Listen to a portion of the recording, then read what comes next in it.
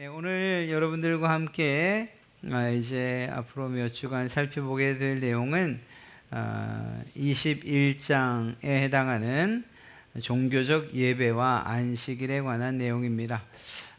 꽤 긴 부분을 차지하고 있고요. 그만큼 우리에게도 중요한 그러한 믿음의 고백이 되어야 할 것입니다. 오늘 1, 2항은 사실 어떻게 보면 이미 우리가 알고 있는 내용인데 그것을 한번 정리한다 혹은 정립한다 이렇게 생각하시면서 함께 보시면 될 것 같습니다. 1항을 먼저 읽어드리겠습니다. 본성의 빛은 한 하나님이 존재한다는 것을 보여준다. 하나님은 만물에 대하여 지배권과 주권을 갖고 계신다. 하나님은 선하시며 만물에게 선을 행하신다. 그러므로 사람은 온 마음을 다하고 영혼을 다하고 힘을 다하여 하나님을 경외하고 사랑하고 찬양하고 부르고 신뢰하고 그리고 섬겨야 한다. 그러나 참 하나님을 예배하는 데 있어 용납될 수 있는 방법은 하나님 자신이 친히 제정하셨고 하나님 자신이 계시한 뜻에 의해 제한되어 있다. 그러므로 하나님을 사람들의 상상과 고안이나 또는 사탄이 제안하는 것을 따라서 어떤 가시적인 표현으로 예배할 수 없고 성경에 규정되어 있지 않은 다른 어떤 방법을 따라서도 하나님을 예배할 수 없다. 네, 오늘 이 1항목, 첫 번째 항목에서 이야기하고 있는 내용은 하나님께서 예배하게 하신 방법으로 예배하라 이 이야기를 하고 있는 것입니다. 모든 사람들에게 하나님께서 주신 그 본성의 빛은 하나님이 어떤 분이신가에 대해서 비록 희미하게나마 또 성도들의 경우는 하나님의 말씀을 통해서 분명하고 확실하게 알게 된다는 것입니다.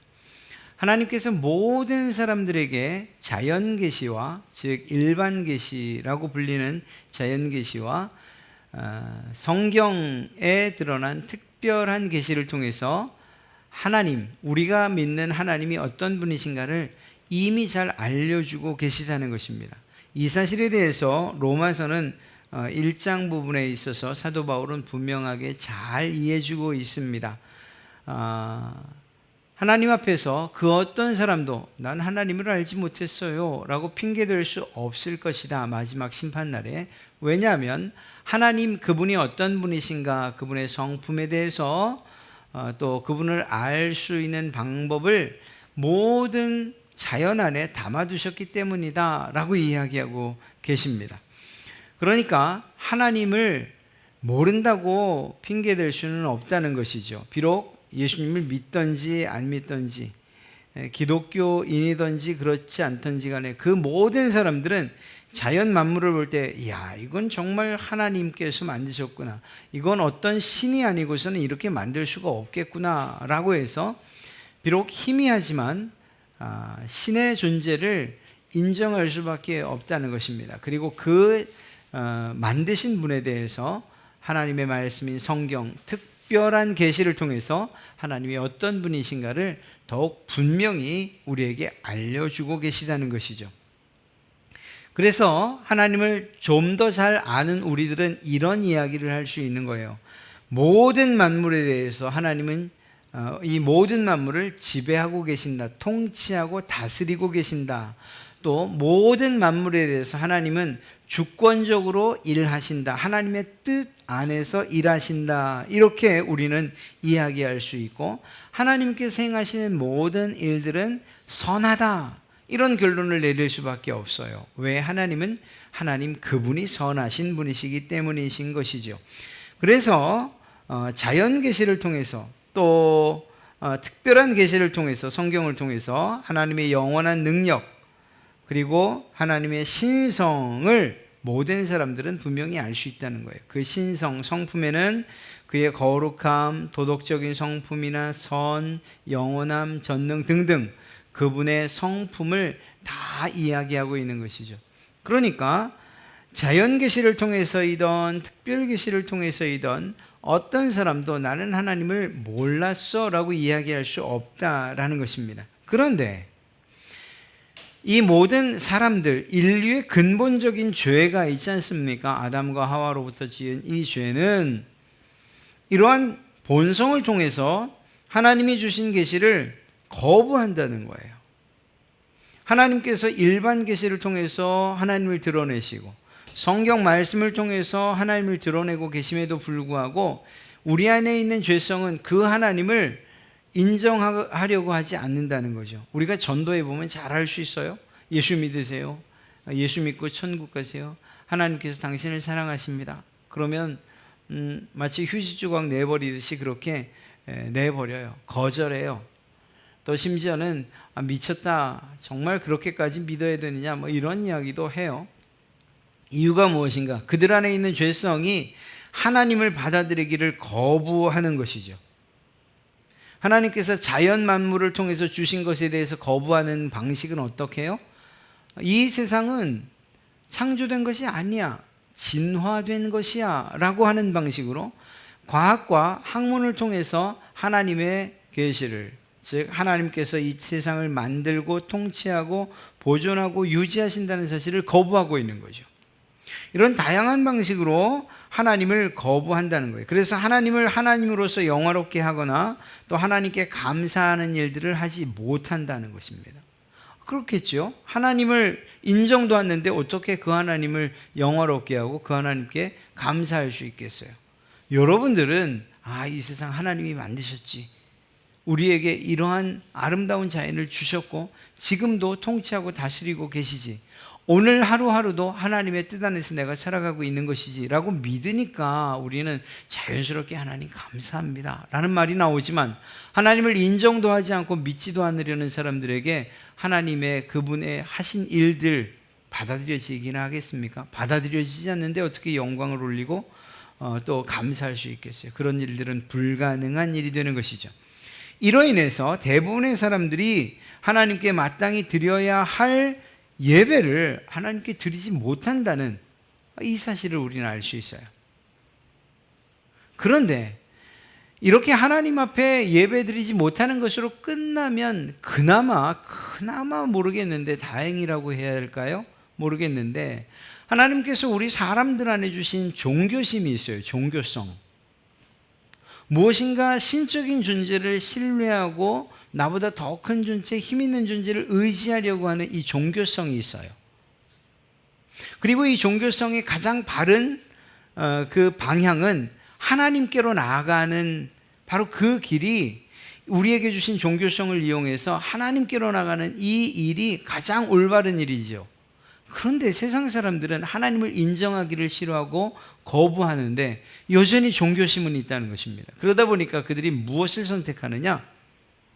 하나님 아닌 복잡하고 어려운 그런 방식으로 믿는 하나님이 아니라 자기 생각과 자기의 뜻대로 많은 사람들이 만들어 놓은 그 신들을 따라 섬기고 그것들을 숭배하기를 좋아한다는 거예요.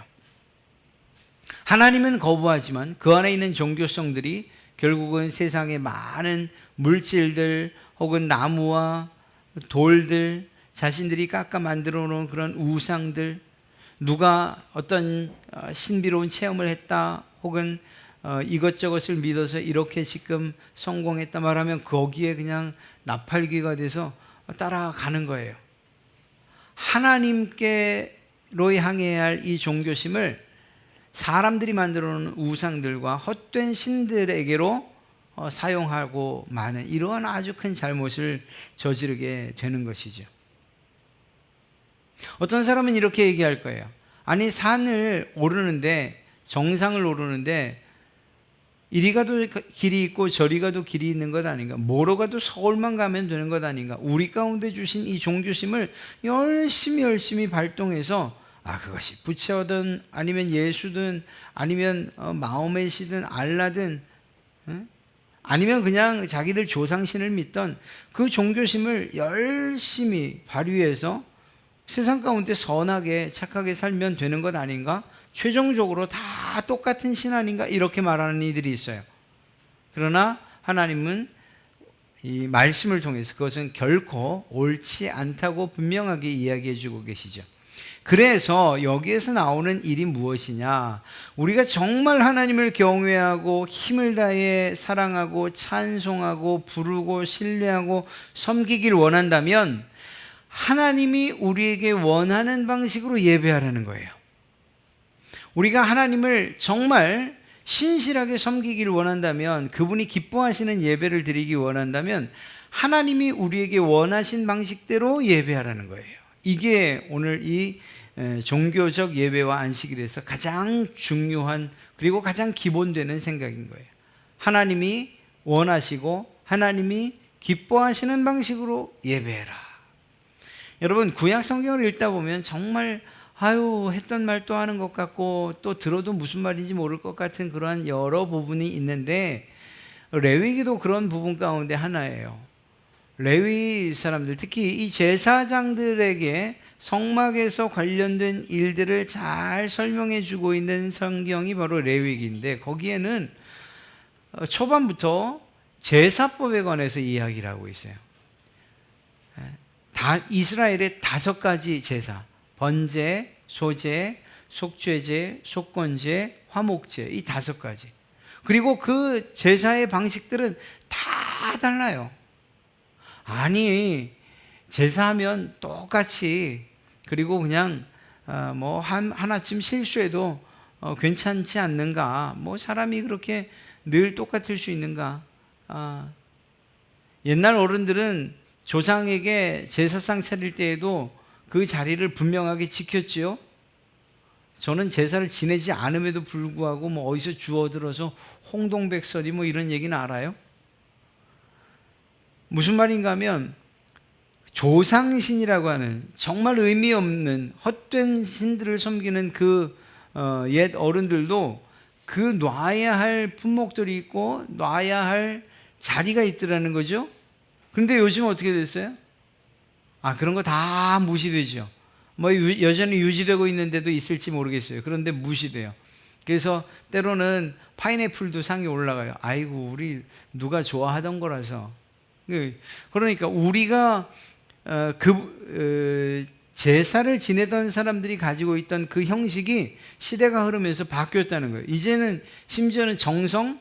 그건 별로 중요하지 않아요. 그냥 아예 대행업체에다 전화하면은 제사상까지 딱 차려줘요. 택배로 오죠. 그러니까 사람들의 생각은 이렇게 변화될 수 있고, 그리고 바뀌어도 괜찮다라고 얘기해요. 사람들이 만들어 놓은 신들은 그런 것들에 대해서 별로 중요히 여기지 않아요. 그런데 하나님은 하나님께 예배할 때에, 제사할 때에 그 제사의 방식들을 매우 상세하게 그리고 꼼꼼하게 우리에게 알려주셨어요. 그리고 똑같은 제사인 것 같으나 5개로 분명하게 구별되어 있고, 그 5개도 짐승으로 드릴 때, 곡식으로 드릴 때 아주 상세하게 구분되어 있던 것을 알 수 있어요. 그것에 대한 뒤처리까지도 아주 자세하게 나타내주고 있어요. 이유가 뭘까요? 하나님께서 그렇게 예배하라시는 거예요. 다른 이유가 사실 없어요. 하나님께서 우리에게 보여주신 예배의 모범이 그런 거예요. 제사 너 이렇게 드려 라고 했기 때문에 우리는 그 뜻에 온전히 따라 순종할 따름이에요.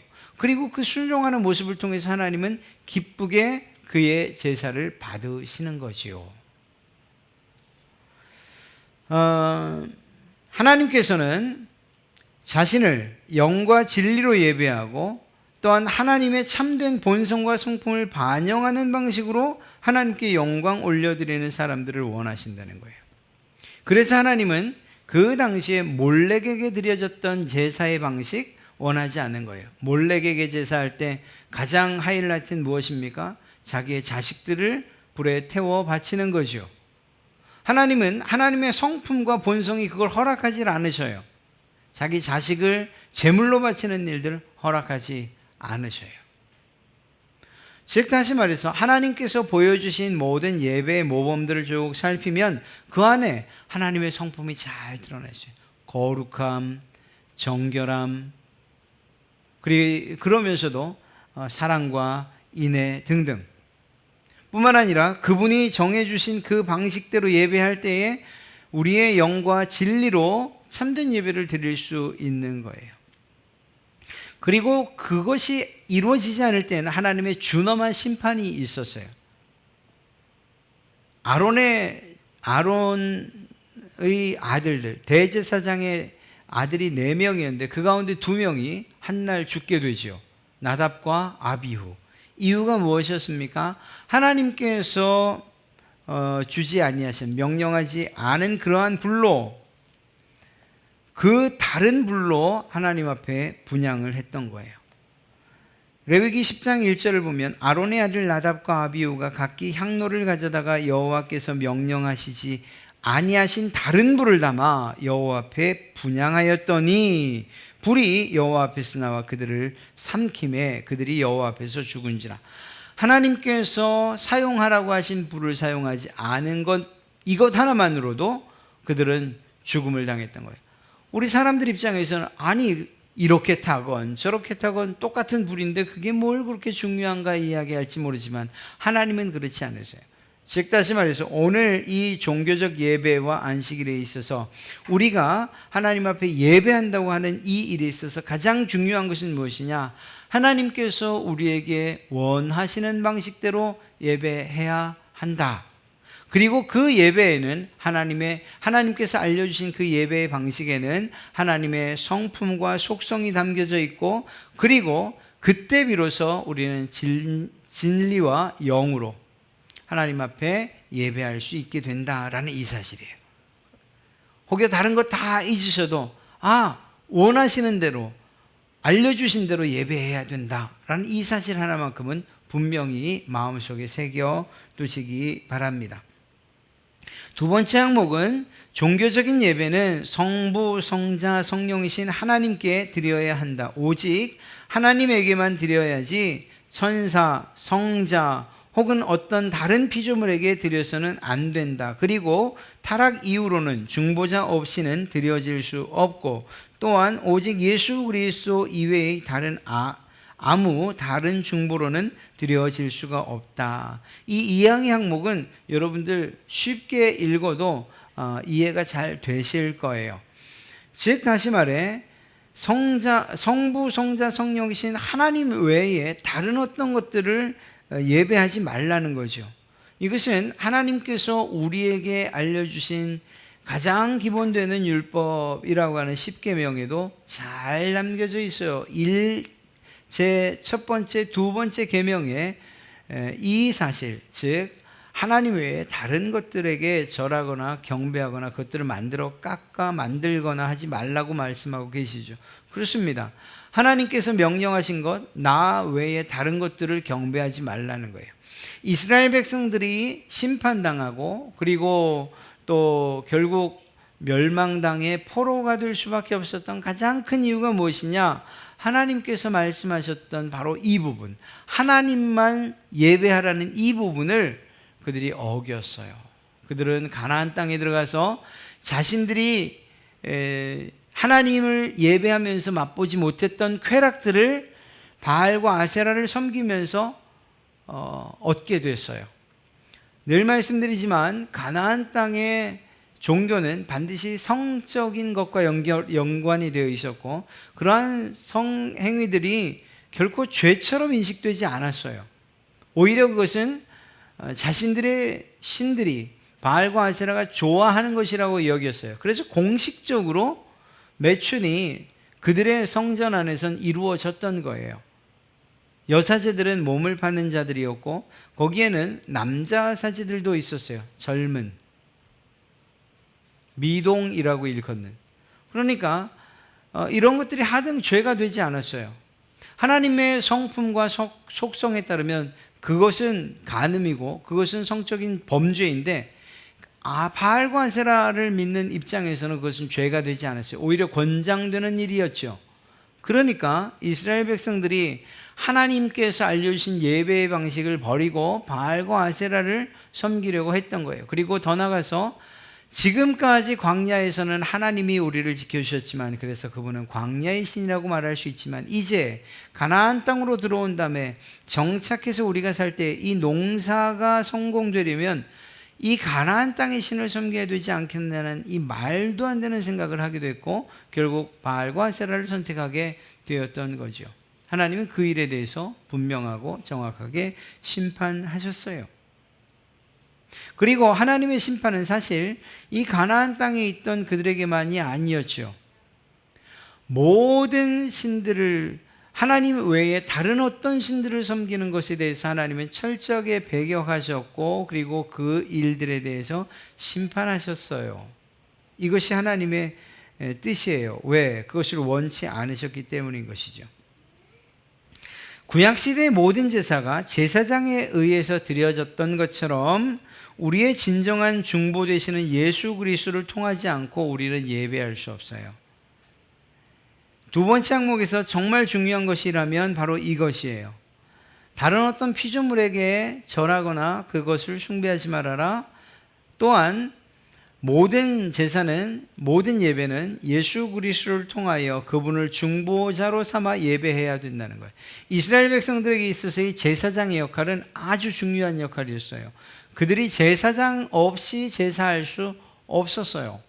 가장 큰 예를 들라고 하면 큰 사건, 그건 바로 사울이죠. 사울이 블레셋 군사가 쳐들어오는 것을 보고 마음이 그냥 쫄아서 그것을 어떻게 해결할 수 있을까? 오기로 한 제사장 사무엘은 오지는 않고 약속한 날은 지나고 블레셋은 쳐들어오고 자기 군사들은 뿔뿔이 흩어지고 마음이 조급해지자 자기가 직접 제사를 드려요. 하나님께서 그것을 기뻐하지 아니하시고 오히려 그 일 때문에 사울을 엄히 꾸중하셨을 뿐만 아니라 그 집안, 사울의 집안이 더 이상 왕위를 유지할 수 없도록 하셨어요.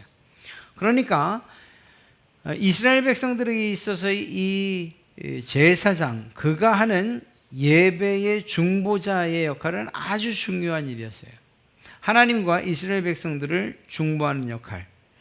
이 역할이 가장 극대화된 날은 바로 그들의 달력으로 이야기할 때에 7월 10일로 이야기되어지는 대속죄일.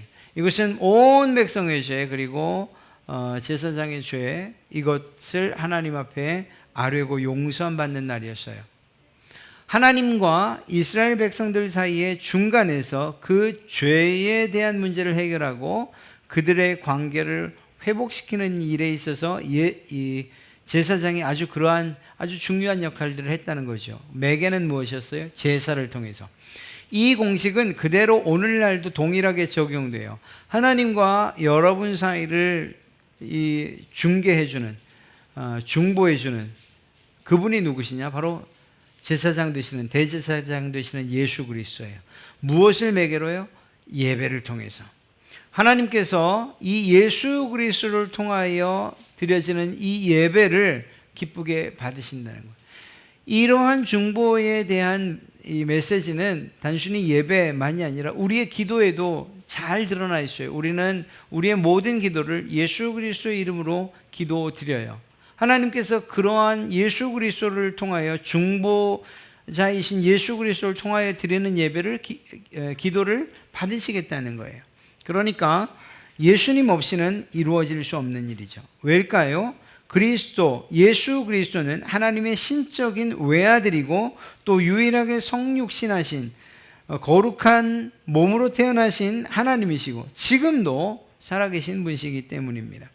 요한복음 3장 16절 말씀을 보면 하나님이 세상을 이처럼 사랑하사 독생자를 주셨으니 이는 그를 믿는 자마다 멸망하지 않고 영생을 얻게 하려 하심이리라. 네, 구원을 얻는 그 유일한 길로서 예수 그리스도를 주셨다는 거예요. 14장 6절은 예수께서 이르시되 내가 곧 길이요 진리요 생명이니 나로 말미암지 않고는 아버지께로 올 자가 없느니라. 유일한 중보자가 되신 사실을 주님께서도 직접 증언하셨던 것을 알 수가 있습니다. 우리의 예배를 통해서 우리는 예수 그리스도를 통하여 하나님께 나아갈 수 있게 되었다라는 것입니다.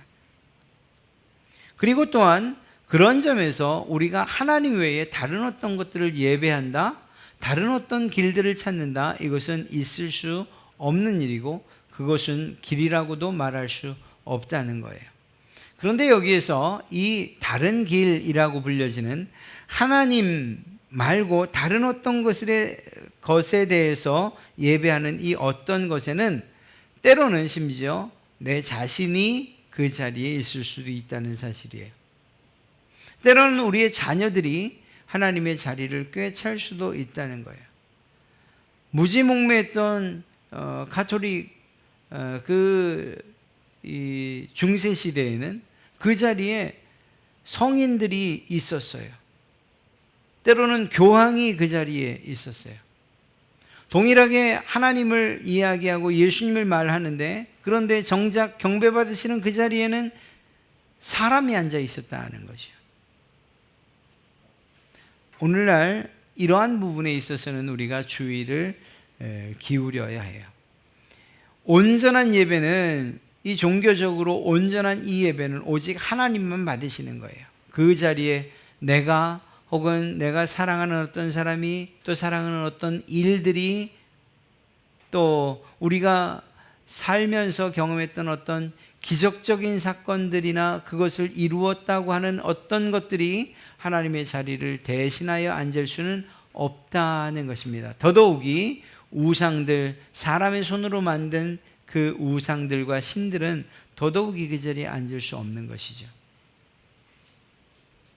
이 사실들을 깊이 생각하시고 새기시고 잊지 말아야 돼요. 오직 하나님께서 정하신 방식대로 1, 2항을 좀 함께 이야기하면, 우리에게 주신 이 종교심을 가지고 오직 하나님만 섬겨야 되는데, 어떻게? 하나님께서 알려주신 방식과 그 방법대로, 그리고 그 방식과 그 방법은 그 안에 하나님의 성품을 담고 있고 속성을 담고 있고 그분이 어떤 분이신가를 알리시는 방식으로 우리가 예배할 수 있도록 하셨다는 것.